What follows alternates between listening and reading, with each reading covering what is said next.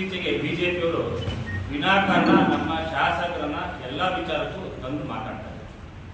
ಯಾಕಂದ್ರೆ ಪ್ರೆಸೆಂಟ್ ಈಗ ಕಳೆದ ಒಂದು ವಾರದಿಂದ ನಗರದಲ್ಲಿ ನಗರಸಭೆ ಅಧ್ಯಕ್ಷರು ಉಪಾಧ್ಯಕ್ಷರು ಚುನಾವಣೆ ಸಂಬಂಧಪಟ್ಟಂಗೆ ಸಾಕಷ್ಟು ಚರ್ಚೆ ಆಗಿದೆ. ಮೊನ್ನೆ AC ಆಫೀಸ್ ಎದುರುಗಡೆ ಒಂದು ಪ್ರತಿಭಟನೆಯನ್ನ ಬಿಜೆಪಿಯ ಮಾಜಿ ಶಾಸಕರಾದ ಅರ್ತಾರ ಹಾಲಪ್ಪನವರು, ಶಿವಮೊಗ್ಗ ಶಾಸಕರಾದ ಚನ್ನಬಸಪ್ಪನವರು, ಜಿಲ್ಲಾ ಅಧ್ಯಕ್ಷರು ಬಿಜೆಪಿ ಮತ್ತು ತಾಲೂಕು ಟೌನ್ ಅಧ್ಯಕ್ಷರು ಇತರ ಮುಖಂಡರು ಭಾಗವಹಿಸಿ ಒಂದು ಸ್ಟ್ರೈಕ್ ಮಾಡಿದ್ರು. ಆ ಸ್ಟ್ರೈಕಿನ ಸಿಂಧುತ್ವದ ಬಗ್ಗೆ ನಾವು ಕ್ವಶನ್ ಮಾಡಬೇಕಾಗಿದೆ. ಯಾವ ಸಬ್ಜೆಕ್ಟ್ ಮೇಲೆ ಸ್ಟ್ರೈಕ್ ಮಾಡಿರೋ ಅದು ಕಾನೂನಿನಲ್ಲಿ ಯಾವುದು ಒಳಪಡತ್ತೆ ಅಂತ. ಯಾಕಂದ್ರೆ ನ್ಯಾಯಾಲಯದಲ್ಲಿ ಯಾವುದೇ ವಿವಾದಗಳಿದ್ದಾಗ ಅದನ್ನ ಸಾರ್ವಜನಿಕವಾಗಿ ನಾವು ಪ್ರತಿಭಟನೆ ಮೂಲಕ ತೋರಿಸಕ್ ಬರಲ್ಲ. ರಾಜಕೀಯ ವ್ಯಕ್ತಿಗಳು ರಾಜಕೀಯ ಪಕ್ಷ ವ್ಯಕ್ತಿಗತವಾಗಿ ಯಾರು ಬೇಕಾದ್ರೂ ಮಾಡೋದು ಪ್ರಜಾಪ್ರಭುತ್ವ ಇದೆ ನಮ್ಮ ದೇಶದಲ್ಲಿ. ಯಾಕಂದ್ರೆ ಅಧ್ಯಕ್ಷ ಉಪಾಧ್ಯಕ್ಷ ಚುನಾವಣೆ ಇವತ್ತು ಹೈಕೋರ್ಟ್ ಅಲ್ಲಿ ಸ್ಟೇ ಆಗಿ ಹೈಕೋರ್ಟ್ ಅಲ್ಲಿ ಕೇಸ್ ನಡೀತಾ ಇದೆ. ಆ ಸಬ್ಜೆಕ್ಟ್ ಸಂಬಂಧಪಟ್ಟಂಗೆ ಬಿಜೆಪಿ ಪ್ರತಿಭಟನೆ ಮಾಡ್ತಾರಂದ್ರೆ ಒಂದಷ್ಟು ಅವರ ಪಕ್ಷದಲ್ಲಿರುವಂತಹ ಕಾನೂನು ತಜ್ಞರನ್ನ ಭೇಟಿ ಮಾಡಿ ಅವರು ಸ್ವಲ್ಪ ಚರ್ಚಿಸಿ ಆ ನಂತರ ಬಹಿರಂಗವಾಗಿ ಅದ್ರ ಬಗ್ಗೆ ಮಾತಾಡ್ತಾರೆ. ಯಾಕೆ ಈ ಮಾತು ಹೇಳ್ತಾ ಇದ್ದೀನಿ ಅಂದ್ರೆ, ಮೊನ್ನೆ ಅವರ ಭಾಷಣಗಳು ಹೆಂಗಿತ್ತು ಅಂದ್ರೆ, AC ಅವರು ಕ್ಯಾಲೆಂಡರ್ ಆಫ್ ಇವೆಂಟ್ಸ್ ಅನೌನ್ಸ್ ಮಾಡಿದ್ರು ಅಧ್ಯಕ್ಷ ಉಪಾಧ್ಯಕ್ಷ ಎಲೆಕ್ಷನ್ಗೆ. ಆ ಕ್ಯಾಲೆಂಡರ್ ಆಫ್ ಇವೆಂಟ್ಸ್ ಅನೌನ್ಸ್ ಆದ್ಮೇಲೆ ಕಾಂಗ್ರೆಸ್ ಪಕ್ಷ ಸದಸ್ಯರಾದ ರಂಗಮ್ಮನವರು ಹೈಕೋರ್ಟ್ಗೆ ಹೋದ್ರು. ಯಾವುದೇ ಕಾರಣಕ್ಕೂ ಆ ಕ್ಯಾಲೆಂಡರ್ ಆಫ್ ಇವೆಂಟ್ಸ್ ಅನೌನ್ಸ್ ಆದ್ಮೇಲೆ ಎಲೆಕ್ಷನ್ ದಿವಸ ಬರಲ್ಲ, ಅದರಿಂದ AC ಅವರು ಎಲೆಕ್ಷನ್ ಮಾಡಿ ತಕ್ಷಣ ಮಾಡಬೇಕು ಅನ್ನೋ ಒತ್ತಾಯ ಹೇಳ್ತಾ ಇದೀವಿ ಅನ್ನೋದನ್ನ ಅವರ ಮನವಿಗಳಲ್ಲಿ ಅಥವಾ ನಿಮ್ಮ ಮಾಧ್ಯಮ ಮಿತ್ರರ ಪೇಪರ್ಗಳಲ್ಲಿ ಮತ್ತು ನಿಮ್ಮ ವಿಡಿಯೋಗಳಲ್ಲಿ ನಾವು ಅಬ್ಸರ್ವ್ ಮಾಡಿದ್ವಿ. ಮತ್ತು ಅಲ್ಲೆಲ್ಲ ಟಾರ್ಗೆಟ್ ಮಾಡಿದ್ದು ಹೆಂಗೆ ಅಂದ್ರೆ, ಶಾಸಕರು ಮಹಿಳಾ ವಿರೋಧಿಗಳು ಅಥವಾ ನಗರಸಭೆಯಲ್ಲಿ ಆಡಳಿತ ಮಾಡಕ್ಕೆ ಸದಸ್ಯರಿಗೆ ಬಿಡ್ತಾ ಇಲ್ಲ, ಇವ್ರದ್ದು ಒಂದು ನೀತಿ ಇದೆ, ಅವರೇ ಕಾರಣ ಅನ್ನೋ ರೀತಿಗೆ ಶಾಸಕರ ವಿರುದ್ಧ ಆಪಾದನೆ ಮಾಡಿದ್ರು. ಫಸ್ಟ್ ಅವರು ಆ ಆಪಾದನೆ ವಾಪಸ್ ತಗೊಂಡು ಒಂದ್ಸರಿ ಕೋರ್ಟಿಗೆ ಯಾವುದೇ ಕೇಸ್ ಹೋಯ್ತು ಅಂದ್ರೆ ಅದ್ರ ಬಗ್ಗೆ ತಿಳ್ಕೊಬೇಕು. ಯಾರು ಹೋಗಿದ್ದಾರೆ, ಏನು ಹೋಗಿದ್ದಾರೆ, ಸಬ್ಜೆಕ್ಟ್ ಏನು ಅಂತ, ಅಥವಾ ಯಾವತ್ತು ಹೋಗಿದ್ದಾರೆ. ಇಲ್ಲಿ ಪರ್ಟಿಕ್ಯುಲರ್ ನಾನು ಡೇಟ್ ಹೇಳ್ತೀನಿ. Assistant commissioner calendar of events ಗೆ ಸೈನ್ ಮಾಡಿದ್ದು 14/8.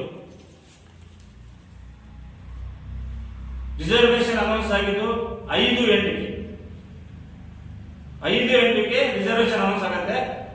ನಮ್ಮ ಪ್ರಜಾಪ್ರಭುತ್ವ ರಾಜಕಾರಣದಲ್ಲಿ ಸರ್ಕಾರಗಳು ಯಾವುದೇ ಇರಲಿ ಈ ತರ ಕೆಟಗರಿ ಅನೌನ್ಸ್ ಮಾಡಿದಾಗ ಏನಾದ್ರು ಕೆಟಗರಿ ರೋಸ್ಟರ್ ಪದ್ಧತಿ ಅಳವಡಿಸಿಲ್ಲ ಅಂದ್ರೆ ಅವಾಗ ಜನಪ್ರತಿನಿಧಿಗಳಾಗಲಿ ಅಥವಾ ಸಾರ್ವಜನಿಕರಾಗಲಿ ಅದನ್ನ ಕ್ವಶನ್ ಮಾಡುವಂತ ಹಕ್ಕು ಬರುತ್ತೆ. ಯಾವುದೇ ರಿಸರ್ವೇಶನ್ ಅನೌನ್ಸ್ ಆಗದೇ ಕೋರ್ಟ್ಗೆ ಹೋಗ್ಬರಲ್ಲ. ಒಂದ್ಸರಿ ರಿಸರ್ವೇಶನ್ ಅನೌನ್ಸ್ ಆಗಿ ತಪ್ಪಾಗಿ ಆ ಪ್ರಕಾರ ಏನು 5/8ಕ್ಕೆ ಅನೌನ್ಸ್ ಆಯ್ತು, ಅವಾಗ ಹಿಂದಿದ್ದಂತ ರಿಸರ್ವೇಶನ್ ಜನರಲ್ ಲೇಡಿ ಅಧ್ಯಕ್ಷರು PCMA ಉಪಾಧ್ಯಕ್ಷರು ಅಂತ ಏನಿತ್ತು ಅದೇ ರಿಪೀಟ್ ಆಗಿತ್ತು.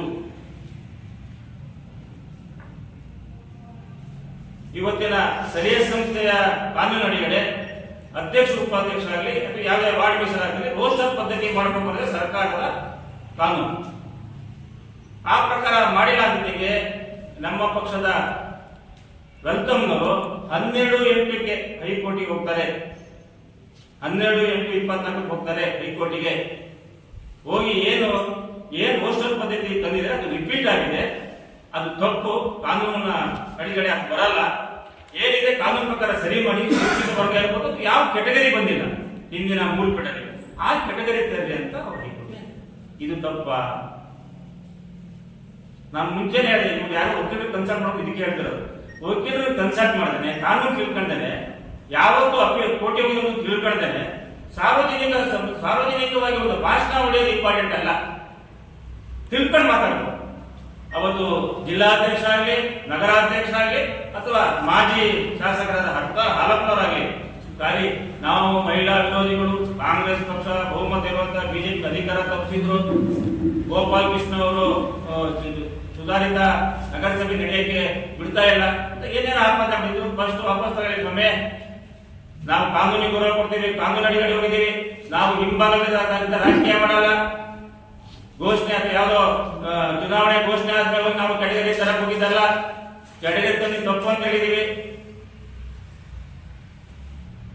ಕೋರ್ಟ್ ನಮ್ಮ ಮನವಿಯನ್ನು ಒಪ್ಪಿದ್ದಾರೆ ಅಂದ್ರೆ ಕೆಟಗರಿ ತಪ್ಪು ಅಂತಾನೆ ನಮ್ಮ ಅರ್ಜಿ ರಿಜೆಕ್ಟ್ ಮಾಡಿದ್ರ ಕಾನೂನು ಬದ್ಧವಾಗಿ ನ್ಯಾಯಾಲಯ ಒಪ್ಪಿದೆ, ಸರಿ ಇದೆ, ಅಮ್ಮ ನೀವು ತಂದಿರೋದು ಬ್ರೋಷರ್ ಬಂದಿದ್ದು ಅಳವಡಿಸಿ ಡೀಟೇಲ್ ಆಗಿ ಓದಕ್ಕೆ ಓದ್ಕೊಂಡ್ಲಿ ಅವರು ಕಾಪಿ ಸಿಗುತ್ತಲ್ಲ ಹೈಕೋರ್ಟ್ ಅಲ್ಲಿ ಅಥವಾ ಈ ನಮ್ಮ ಕೋರ್ಟ್ ಆಪ್ ಎಲ್ಲ ಮೊಬೈಲ್ ಸ್ಪಷ್ಟಪಡಿಸ್ತೀವಿ ಅಂದ್ರೆ ಅವತ್ತು ಅವರ ವೇಷಭೂಷಣ ಅವರ ಭಾಷೆಗಳು ಹೆಂಗಿತ್ತು ಅಂದ್ರೆ ನಗರಸಭೆಯ ಚುನಾಯಿತ ಅಧಿಕಾರ ಮಾಡಕ್ಕೆ ಬಿಡಬಾರ್ದು ಅನ್ನೋಕ್ಕೋಸ್ಕರ ಗೋಪಾಲ್ ಕೃಷ್ಣ ಅವರು ದಲಿತ ಮೂಲಕ ಕೋಟಿ ಅಂತ ಹೇಳ್ತಾರೆ. ಅದನ್ನ ನಾವು ನಮ್ಮ ಪಕ್ಷ ಖಂಡಿಸ್ತೇವೆ.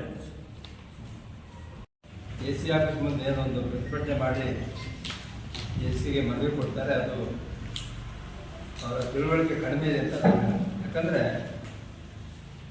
ಕಳೆದ ಬಾರಿ ಮೀಸಲಾತಿ ಏನು ನಗರಸಭೆಗೆ ಬಂತು, ಸೇಮ್ ಅದೇ ಮೀಸಲಾತಿ ಈಗ ಬಂದಿದೆ. ಪಂಚಾಯತ್ ರಾಜ್ ವ್ಯವಸ್ಥೆಯಲ್ಲಿ ಮೀಸಲಾತಿ ಕಾಲ ಬದಲಾವಣೆ ಆಗಬೇಕು ಅನ್ನೋದಿದೆ. ಬಂದಂತ ಮೀಸಲಾತಿ ಬರಬಾರ್ದು, ಬೇರೆ ಮೀಸಲಾತಿ ಬರಬೇಕು ಅನ್ನೋದೇ ಪಂಚಾಯತ್ ರಾಜ್ ಆಕ್ಟ್ ಅಲ್ಲಿ ಇದೆ. ಅದನ್ನು ನಾವು ತಿಳ್ಕೊಬೇಕಾಯ್ತು. ಆ ಕಾರಣಕ್ಕಾಗಿ ನಮ್ಮ ದಲಿತನವರು ಹಿಂದೆ ಬಂದ ಮೀಸಲಾತಿ ಅದೇ ಬಂದಿದೆ, ಬೇರೆ ಎಸ್ ಟಿ ಬರಲಿಲ್ಲ, ಎಸ್ ಸಿ ಬರಲಿಲ್ಲ, ಬೇರೆ ಬೇರೆ ಕ್ಯಾಟಗರಿ ಬರ್ಬೋದಿತ್ತಲ್ಲ ಅಂತೇಳಿ ಅವರೊಂದು ಹೋಗಿ ತಡೆಯಾಜ್ಞೆ ತಂದದ್ದು ನಿಜ. ಆದರೆ ತಡೆಯಾಜ್ಞೆ ತಂದದ್ದನ್ನು ಇವರು ವಿರೋಧಿಸ್ತಾರೆ ಅಂದರೆ ಇವರಿಗೆ ಪ್ರಜಾಪ್ರಭುತ್ವದ ನಂಬಿಕೆ ಇಲ್ಲ. ಮಾಜಿ ಶಾಸಕರು ಮಂತ್ರಿ ಆದವರು, ರಾಜ್ಯ ಉಪಾಧ್ಯಕ್ಷರಾದವರು, ತಿಳುವಳಿಕೆ ಕೊರತೆ ಇದೆ ಅಂತ ನನ್ನ ಅವತ್ತು ಮೊನ್ನೆ ಅವರು ಆಡಿದ ಮಾತಿನ ಮೇಲೆ ನನ್ನ ಆರೋಪಕ್ಕೆ ತಿಳುವಳಿಕೆ 12/8/2022 ನಾನು ಸಲ್ಲಿಸಿದೆ. ಕಾರಣ ಇಷ್ಟೇ, ತಮ್ಗೆಲ್ರಿಗೂ ಗೊತ್ತಿರೋ ಹಾಗೆ ಹಿಂದಿನ ಮೀಸಲಾತಿ ಜನರಲ್ ಲೇಡಿ ಮತ್ತು ಉಪಾಧ್ಯಕ್ಷ BCMಗೆ ಬಂದಿರೋದು ಪುನರಾವರ್ತನೆ ಆಗಿದೆ. ನಾನು ಮೇಲ್ಮನವಿ ಸಲ್ಲಿಸಿರೋ ಒಂದು ವಿಚಾರ ಏನಪ್ಪ ಅಂದ್ರೆ ಸಾಮಾಜಿಕ ನ್ಯಾಯದ ಅಡಿಯಲ್ಲಿ ನಾನು ಮೇಲ್ಮನವಿಯನ್ನು ಸಲ್ಲಿಸಿದ್ದೇನೆ. ಇದುವರೆಗೂ ST ಕ್ಯಾಟಗರಿ ಬಂದಿಲ್ಲ, ST ಮಹಿಳಾ ಕ್ಯಾಟಗರಿ ಬಂದಿಲ್ಲ, SC ಮಹಿಳಾ ಕ್ಯಾಟಗರಿ ಬಂದಿಲ್ಲ ಅಂತ ಹೇಳಿ ನಾನು ಮೇಲ್ಮನವಿಯನ್ನು ಸಲ್ಲಿಸಿದ್ದೇನೆ.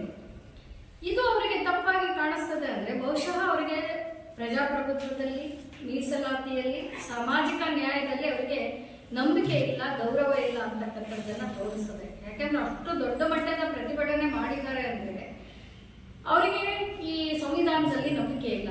ಯಾಕಂದ್ರೆ ಸಂವಿಧಾನವನ್ನ ಬದಲಾವಣೆ ಮಾಡ್ತೀನಿ ಅಂತಕ್ಕಂಥ ಹೇಳಿಕೆಯನ್ನ ಬಹಿರಂಗವಾಗಿ ಕೊಟ್ಟಂತವರು ಇಂಥ ಪ್ರಜಾಪ್ರಭುತ್ವದ ವಿಚಾರದಲ್ಲಿ, ಮೀಸಲಾತಿಯಲ್ಲಿ, ಸಾಮಾಜಿಕ ನ್ಯಾಯದಲ್ಲಿ ನಂಬಿಕೆ ಇಲ್ಲ, ಗೌರವ ಇಲ್ಲ ಅಂತಕ್ಕಂಥದ್ದು ಸ್ಪಷ್ಟವಾಗಿ ಕಂಡು ಬರ್ತದೆ. ನಾನು ಒಂದು ಪ್ರಶ್ನೆಯನ್ನ ಮಾಡ್ತೀನಿ ಅವರಿಗೆ, ಜನರಲ್ SC ಅಥವಾ ಮತ್ಯಾವುದೋ ಕ್ಯಾಟಗರಿ ಅಥವಾ SC ಮಹಿಳೆ ಅಥವಾ ಅದನ್ನ ಪುನರಾವರ್ತನೆ ಆಗಿದ್ರೆ ಇವರು ಸುಮ್ಮನೆ ಇರ್ತಿದ್ರ ಅಂತ ಪ್ರಶ್ನೆಯನ್ನ ಮಾಡ್ತೀನಿ. ಅವ್ರು ಕೋರ್ಟಿಗೆ ಖಂಡಿತ ಹೋಗ್ತಿದ್ರು. ಅದನ್ನ ನಾನು ಪ್ರಶ್ನೆ ಮಾಡೋದಕ್ಕೆ ಅದು ತಪ್ಪು ಅನ್ನೋ ರೀತಿಯಲ್ಲಿ ಬಿಂಬಿಸಿ ಶಾಸಕರನ್ನ ಮಧ್ಯಸ್ಥಿಕೆಯಲ್ಲಿ ಎಳೆದು ತರ್ತಾರೆ ಅಂದ್ರೆ ಇದು ಒಂದ್ ರೀತಿ ಅವರಿಗೆ ಎಲ್ಲೋ ಒಂದು ಅಧಿಕಾರ ನಮ್ಮಿಂದ ಕೈ ತಪ್ಪುತ್ತೆ ಅನ್ನೋ ಒಂದು ನಿರಾಶಾ ಭಾವನೆಯನ್ನ ಇದು ತೋರಿಸ್ತದೆ. ಯಾಕೆಂದ್ರೆ ಅವರು ಅಧಿಕಾರ ಅನುಭವಿಸಿ ಕೈ ತಪ್ಪಿದಾಗ ಅವ್ರಿಗೆ ಒಂಥರ ಈ ಮೀನು ಹೊರಗಡೆ ನೀರಿನಿಂದ ಬಂದಾಗ ಹೆಂಗು ವಿಲವಿಲ ಒದ್ದಾಡುತ್ತಾ ಆ ರೀತಿ ಒಂದು ಪರಿಸ್ಥಿತಿ ಅವ್ರಿಗಾಗಿದೆ ಅಂತ ನನಗೆ ಅನಿಸ್ತಾ ಇದೆ. ಶಾಸಕರು ಪಾಪ ಯಾವುದಕ್ಕೂ ಇದಕ್ಕೆ ಕೈ ಹಾಕೇ ಇಲ್ಲ. ಯಾಕೆಂದ್ರೆ ನಾನು ಒಂದು ವಿದ್ಯಾವಂತ ಇದ್ದೀನಿ, ನನಗೆ ಪ್ರಶ್ನೆ ಮಾಡತಕ್ಕಂಥ ಹಕ್ಕಿದೆ. ನಮ್ಮ ಒಂದು ವರ್ಗಕ್ಕೆ ಅಥವಾ ಸಮಾಜದ ಶೋಷಿತ ವರ್ಗಕ್ಕೆ ಅನ್ಯಾಯ ಆದಾಗ ನಾನು ಕೋರ್ಟಿಗೆ ನ್ಯಾಯಾಲಯಕ್ಕೆ ಹೋಗೋದು ತಪ್ಪ ಅಂತಕ್ಕಂಥದ್ದು. ಅದನ್ನ ತಪ್ಪು ಅಂತ ತಿಳ್ಕೊಂಡು ನಾವು ಇವ್ರಿಗೆ ಏನ್ ಹೇಳ್ಬೇಕು? ಯಾಕೆಂದ್ರೆ ಅವರು ಜವಾಬ್ದಾರಿ ಸ್ಥಾನದಲ್ಲಿ ಇರ್ತಕ್ಕಂಥವ್ರು, ಕಾನೂನು ಅರಿವನ್ನ ತಿಳ್ಕೊಂಡಿರ್ತಕ್ಕಂಥವ್ರು.